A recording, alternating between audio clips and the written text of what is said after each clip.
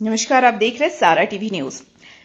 Civil court प्रधान जिला जज ने रेलवे रिजर्वेशन काउंटर, डाकघर, एसबीआई बैंक के एटीएम का उद्घाटन कोर्ट कंपाउंड के प्रथम दरवाजे के समीप किया।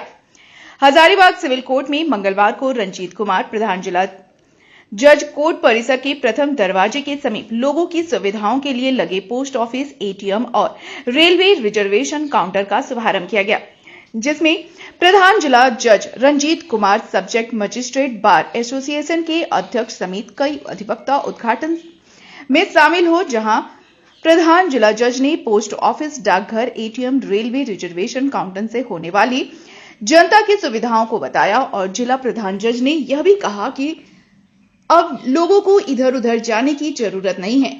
कोर्ट कंपाउंड में ही आकर मिलने वाले लाभों को बताया और कहा कि अब जिलेवासी कोर्ट में भी आकर सुविधा उठा सकते हैं, इधर उधर जाने की जरूरत नहीं है। चैनल को लाइक करें, शेयर करें, सब्सक्राइब करें।